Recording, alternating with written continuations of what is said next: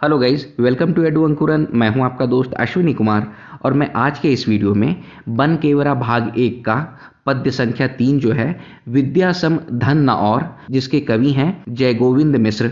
तो इनके द्वारा जो रचित विद्या सम धन न और है, ये मैं आपके सामने रखने जा रहा हूं। तो आइए वीडियो को शुरू करते हैं।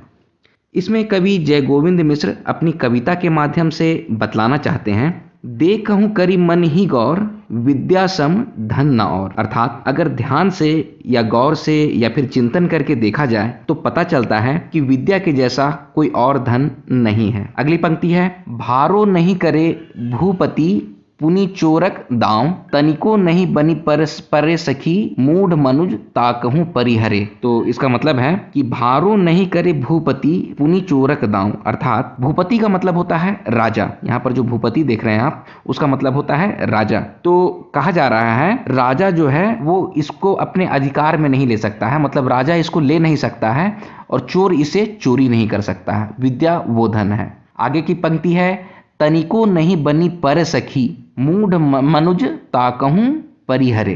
तो इसका मतलब है कि इस पर तनिको मतलब कि थोड़ा भी पार नहीं पाया जा सकता है या जोर जबरदस्ती से इसको लूटा नहीं जा सकता है। और मूढ़ मनुष्य जो है जो मूर्ख मनुष्य हैं, इसके बिना मूर्ख के मूर्ख ही रह जाते हैं। अगली पंक्ति है, खर्चत अति होवत बाढ़ी फैलत जिमी विटप डारी। तो खर्चत अति होवत बाढ़ी, जैसे जैसे इसका उपयोग होता है, मतलब इसको जिस तरह से खर्च किया जाता है, जितना इसको बांटा जाता है, यह उतना ही बढ़ता है। कैसा बढ़ता है? जिमी। जिमी का मतलब होता है जैसे विटप डारी। विटप डारी का मतलब होता है बरगद की पेड़ की शाखाओं की तरह यह बढ़ता है। अगली पंक्ति है, शोभा तनु धरे सब नीचहूं मनुज गौरव भरे मूढ़ मनुज ताकहूं परिहरे। इसका मतलब है कि विद्या का धन जो है, विद्या रूपी धन जो है, जिसको लोग धारण करते हैं, जिसका अर्जन करते हैं लोग, तो छोटा से छोटा मनुष्य भी जो होता है वो महान बन जाता है, वो गौरवान्वित महसूस होता है और उसे गौरव की प्राप्ति होती है। अगली पंक्ति है, सरिता के मानहु पात बही बही जब सिंधु साथ। तो इस लाइन का मतलब ये होता है कि विद्या का जो बहाव है ना, वो नदी की तरह है, जो ज्ञान रूपी समुद्र में मिल के मूर्ख व्यक्ति को भी पंडित या फिर ज्ञानी बना देता है। ठीक है। अगली पंक्ति है, अवनी पति अति मिलाए राखत सादरे मूढ़ मनुज ताकहूं परिहरे। अवनी का मतलब होता है पृथ्वी या फिर धरती। तो विद्या के कारण मनुष्य जो होता है वो धरती में आदर सम्मान पाता है। इस लाइन का मतलब ये है। अगली पंक्ति है, भाखत जन जय गोविंद टूटत नहीं मोह नींद करम जु किमी टरे संगीत बिन भय बेहाल झंखत बिस धरे हो मूढ़ मनुज ताकहु परिहरे।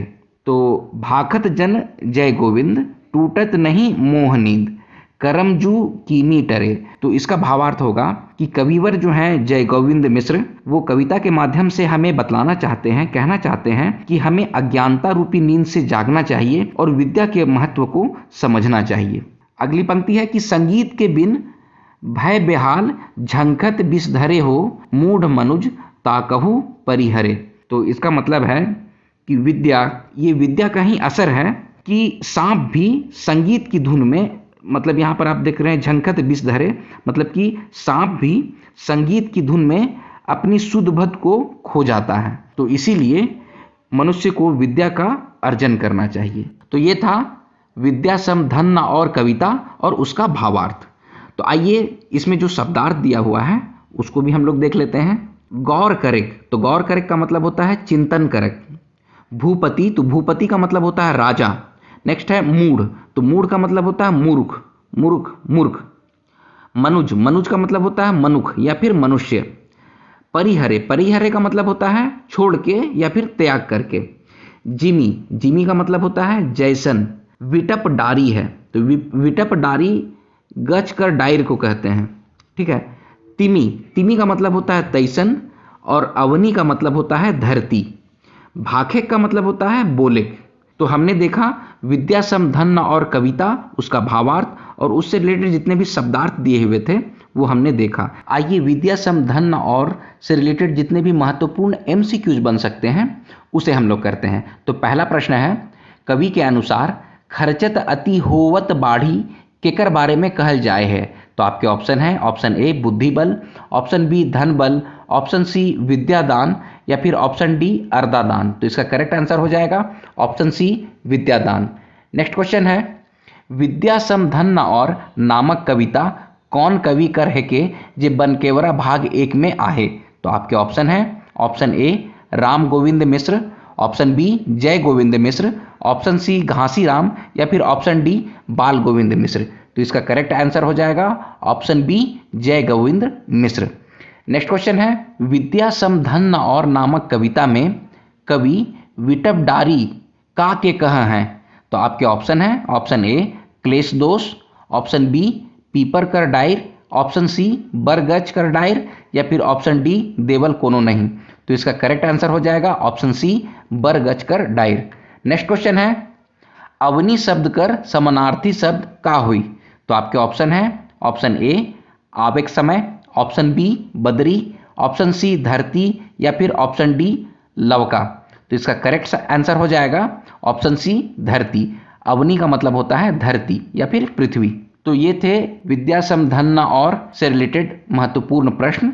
आज का वीडियो यहीं पे समाप्त होता है। वीडियो अगर पसंद आया तो लाइक कीजिए, अपने सजेशंस कमेंट बॉक्स में कमेंट कीजिए और एड1कुरन चैनल को सब्सक्राइब कीजिए। मिलते हैं अगले वीडियो में, तब तक आप लोग अपना ख्याल रखिए। जय हिंद।